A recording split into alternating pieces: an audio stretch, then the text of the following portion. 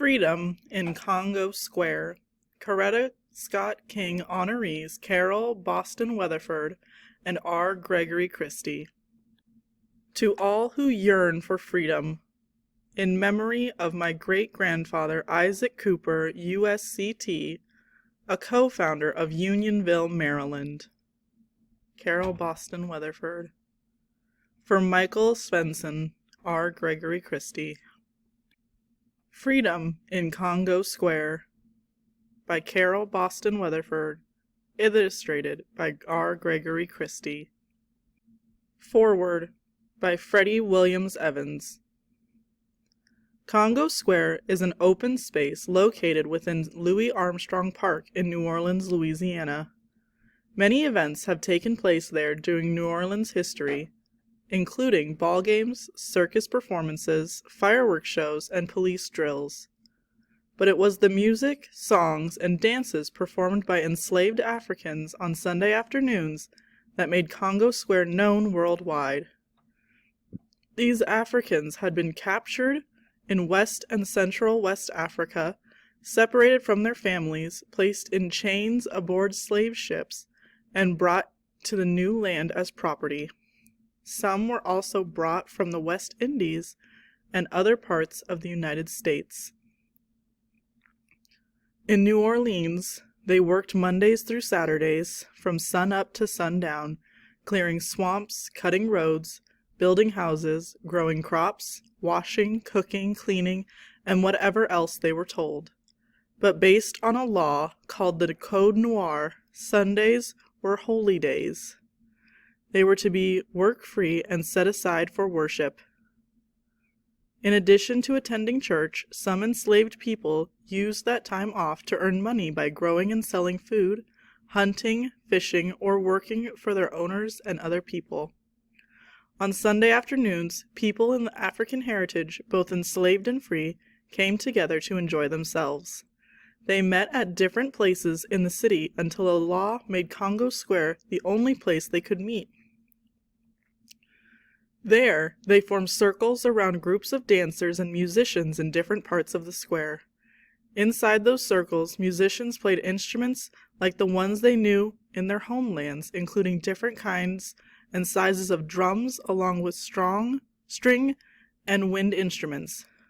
The dances originated in parts of West and Central West Africa and included the Kalinda, Bambula, Juba, and the Congo. Those who stood around joined in by clapping, singing, and shaking gourd rattles. At Congo Square, enslaved people who had lived in other states, as well as other parts of Louisiana, introduced different styles of songs, dances, and instruments, including European styles. Over time, the intermingling of the different African, Caribbean, and European styles led to the development of new styles, including jazz music, which is now performed around the world.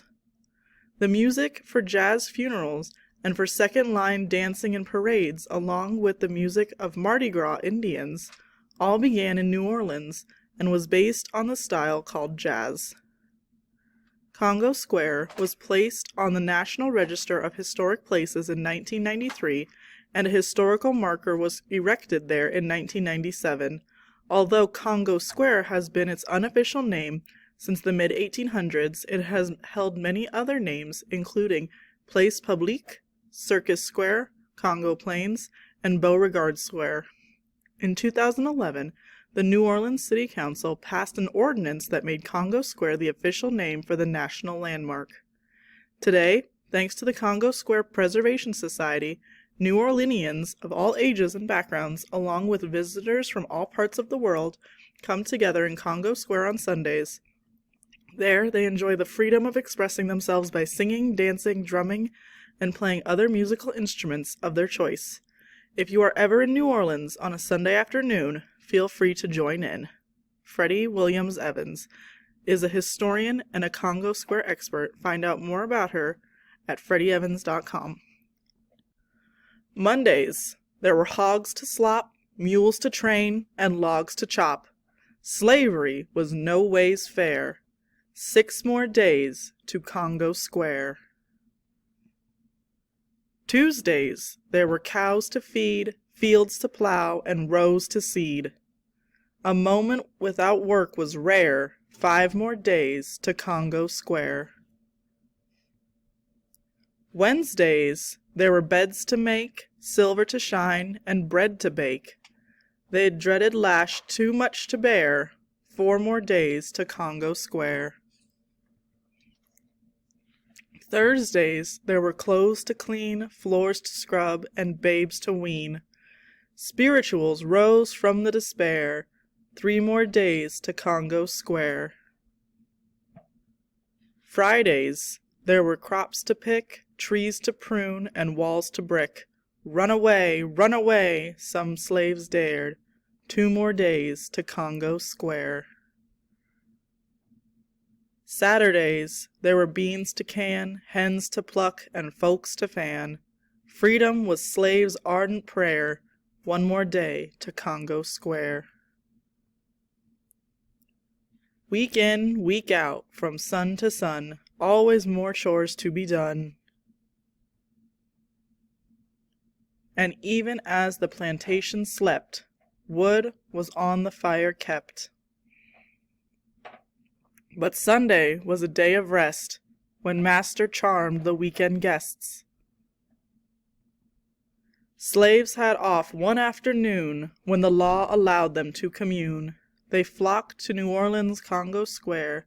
Sundays, slaves and free met there.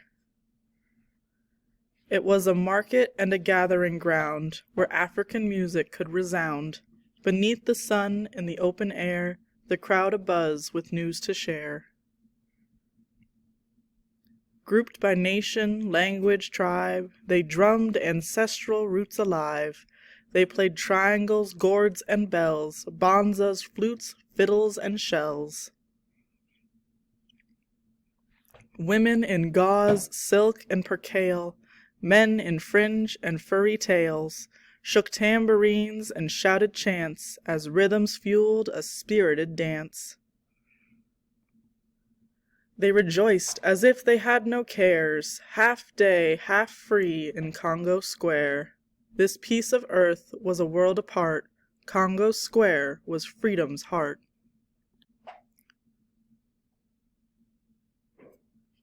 Author's note: before becoming part of the United States, Louisiana was first a French colony and then a Spanish colony. At the time, a law set aside Sunday as a day of rest. In Louisiana, even slaves had Sundays off from work. That observance continued after the Louisiana Purchase, when the territory became part of the United States. On their free day, slaves in New Orleans were allowed to gather at various locations in the city. In 1817, however, a city law designated one location for slave Sunday gatherings. The mayor chose an open field just outside the city on the edge of the Treme plantation.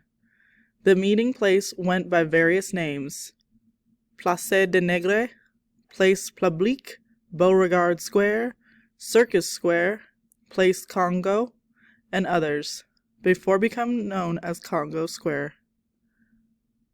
Each week, hundreds of slaves and free blacks flocked to Congo Square.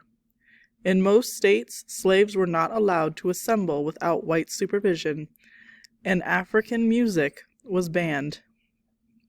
Elsewhere in the New World, slaves were forbidden to own African drums, but in Congo Square, African rhythms, culture, and customs had free expression and were preserved. Descendants of Africa could speak African languages, practice African religious beliefs, do African dances, and play and sing African music. The musicians played not only violins, but also instruments with roots in Africa: drums, gourds, marambas, tambourines, and the bonza, which is a banjo-like instrument. Local whites and out-of-town visitors came to the square to experience the lively music and dance. But there was more to these gatherings than revelry. For black residents of New Orleans, Congo Square was a hub of communication. Slaves and free blacks shared news and concerns from their respective communities. Sometimes they socialized in tribal groupings. The square was also a marketplace. Vendors, enslaved and free, sold produce they had grown, herbs they had gathered, wild game they had hunted, or goods they had made by hand. For a few hours every Sunday, Congo Square gave slaves a taste of freedom. After slavery was abolished in 1865, music remained a vital part of Congo Square. In the late 19th century, the square was host to brass band concerts by Creole musicians. Congo Square is now part of Louis Armstrong Park, which is named after the jazz great and New Orleans native. That is fitting, since jazz, America's only original art form, evolved from the African rhythms kept alive in Congo Square. Today, Congo Square is listed on the National Register of Historic Places, and New Orleans is known as the birthplace of jazz.